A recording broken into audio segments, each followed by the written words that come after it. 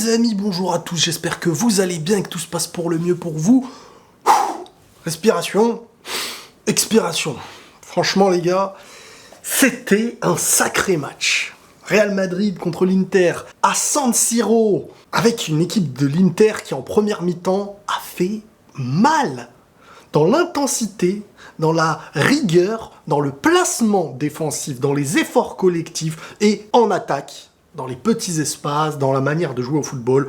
C'était un grand test, ce match-là. Et avant de parler du match, on va évoquer les compos. Dans les compos, on a quoi? On a Nacho à gauche. Tu te dis peut-être que. Alaba dans l'axe. Vasquez à droite. Et le reste, c'est la même compo que ce week-end. Et là, tu te dis, il n'y a pas hasard, alors qu'il était quand même en forme. Tu te dis, pourquoi pas Nacho dans l'axe et Alaba à gauche. Je me dis, Ancelotti... Écoutez, je l'ai vu, ceux qui me suivent sur Twitter le savent, j'ai dit Ancelotti, on verra ce qu'il Voilà, s'il fait ça, on se pose les questions. Et la première mi-temps, elle est totalement dominée par l'Inter, parce que tu te dis, Vasquez n'a pas réellement d'impact sur la défense à 5 en phase défensive de l'Inter, et qui attaque, en fait, ils sont toujours en surnombre, en défense, ils sont en surnombre, mais en attaque, ils étaient beaucoup.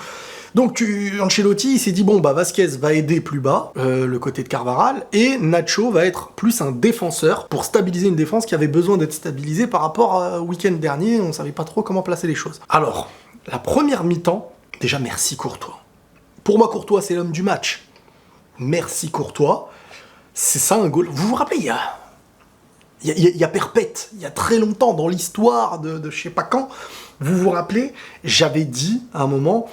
Courtois, on attend qu'il soit décisif dans ses arrêts. Bon, c'était sa période où il n'était pas bon avec le Real au début. Je me disais, un goal, oui, il peut toujours rien faire dans tous les buts qu'il met, mais là, s'il se mange 3-4 buts, Courtois, il y a 3-4 buts, tu te dis, il peut presque rien faire. Mais il est bien positionné, mais il est en confiance, mais le tir ne fait pas tac, il rentre dans les cages, le tir fait tac et il repart de l'autre côté. Il y a une confiance et Courtois sauve cette première mi-temps, mais de fou. J'ai envie de dire presque sauve le match, parce que si la première mi-temps ne se passe pas comme prévu, mais bon, Courtois fait partie de la défense, ça fait partie du match, ça fait partie du foot. Courtois, pour moi, est l'homme du match. Il sauve cette première mi-temps, une première mi-temps dominée. Mais on dirait que, c'est ce que j'ai dit aussi, on dirait que c'était voulu. On dirait que le Real avait pour objectif, tu défends, on relance sur Benzema pour relancer sur Vinicius, ou on lance Vinicius. C'est-à-dire on laisse les deux devant. Les deux devant, c'est qui? C'est le mec hyper dangereux sur la pointe de vitesse et pour éliminer en 1 contre 1, et Benzema pour maîtriser le foot offensif. Sauf que là, il se retrouve au milieu d'un torrent de bleu et noir, quoi, de l'Inter. Et une équipe qui est plus concentrée à défendre dans une domination qui était peut-être imaginée par Ancelotti et miraculeusement avec beaucoup d'arrêts de Courtois. Et tu sens que c'est une volonté, parce qu'en fait, deuxième mi-temps, alors une volonté où peut-être t'as remarqué que ça n'a pas marché, et deuxième mi-temps, t'as tenté autre chose. Sauf que ils gardent la même compo en deuxième mi-temps, et là, d'un coup, c'est un nouveau visage. C'est un Real Madrid beaucoup plus haut. C'est un Real Madrid qui défend plus haut, qui attaque plus haut, et qui a une volonté maintenant d'aller... On dirait, vous êtes fatigué, maintenant on va vous fatiguer.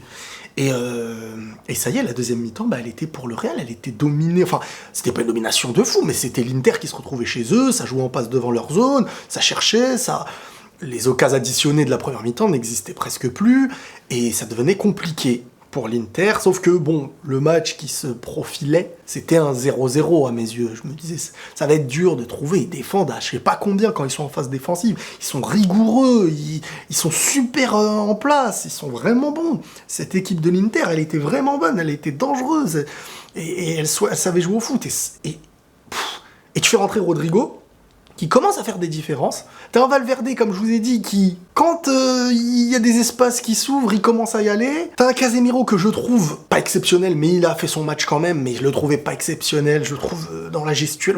Il a besoin d'un cross à côté. Casemiro, quand il a cross à côté, il est là pour défendre, il fait sa petite passe à celui qui va mener le jeu. Là, il est beaucoup plus dans un visage où il doit construire et à la fois défendre, et des fois, tu sens que c'est pas... La vitesse d'exécution, elle est pas très bonne, voilà. C'est ça que je voulais dire. Un Modric qui passe du temps aussi à faire des efforts défensifs, donc moins lucide devant. Et je trouve que la première mi-temps, tu sentais qu'il y avait un plan anti-Vinicius. Il avait pas de profondeur, de libre. Il avait un double marquage. Dès lors qu'il touchait la balle, il y avait une organisation de l'Inter qui était au top. Dès qu'il touche la balle, il peut pas percuter pour éliminer un contre un. Vinicius, c'est quand il est emmené à jouer à faire un contre un qu'il est hyper dangereux. Et là, il se retrouve toujours face à un gars qui a un autre qui vient couvrir à côté. D'où le surnom du 5 défenseurs en phase défensive avec un double rideau qui... Mais tout autant efficace devant, c'est ça que je veux dire. C'est pas une équipe qui a joué la défense, l'Inter. Au contraire, elle a joué au foot, elle a joué plus haut, mais en phase défensive, quand ils sont repliés, va trouver des espaces. Et le Real n'est pas une équipe qui, dans ce match-là, a voulu trop se projeter en première mi-temps, vraiment pas. Donc Vinicius, il a eu du mal en première mi-temps, même s'il n'y a pas eu énormément de ballons gâchés et tout de sa part, mais c'est juste que il comprenait qu'il n'y avait pas trop d'espace.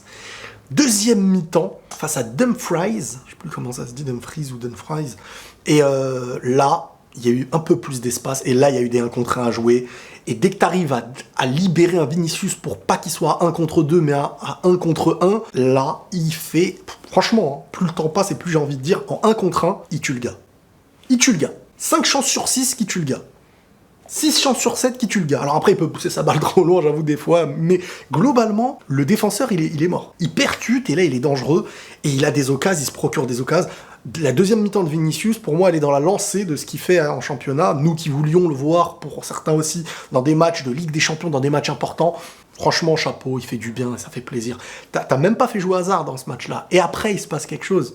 Malgré tout, les occasions et tout, il se passe des trucs et tout. Là, tu fais rentrer Camavinga à la place de Modric. Et déjà, Camavinga... J'ai aimé ce qu'il a fait dans son premier match, mais des fois, quand c'était une haute intensité, tu sentais qu'il était pas encore dans les meilleurs des repères, et je me disais, j'espère que cette intensité de l'Inter, elle va pas le perturber.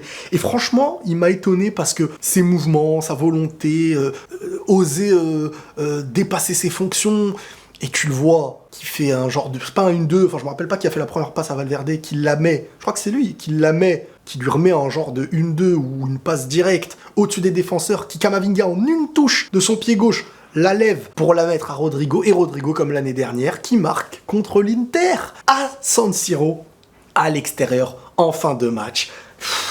C'est la joie. C'est la joie, tu prends les 3 points à San Siro pour ton premier match, et un gros test. Voilà, à l'extérieur contre l'Inter, qui savait jouer au foot, qui était bonne. T'as su être solide défensivement, on s'est rassuré, et ça me fait plaisir, c'est qu'on sait que Alaba dans l'axe, alors il peut jouer à d'autres postes, mais on sait qu'Alaba dans l'axe, ça marche très très bien. Et que là, t'avais une défense très solide. Et que si t'es solide contre l'Inter, qui a été très dangereux, tu peux l'être en championnat. Maintenant, tu sais que t'as pas une défense, je sais pas quoi, t'as une équipe capable de défendre. Et encore, il te manque des mecs. Donc je vous dis, l'équilibre, il va être encore mieux, je pense, avec le temps, mais je suis content de voir que déjà Ancelotti, tactiquement, il a réussi, même si Courtois a sauvé les choses et tout, mais il a réussi à mettre en place, et ce qu'il a fait, a mené à une victoire. Rodrigo et Camavinga passeur qui vient de rentrer, Rodrigo qui est rentré en deuxième, qui marque. Coaching gagnant, parfait, très bon pour le coach, très bon pour la confiance, très bon pour reprendre maintenant le championnat. Ça fait plaisir. Voilà les amis, pour ce match-là, prenez tous soin de vous et la paix sur vous.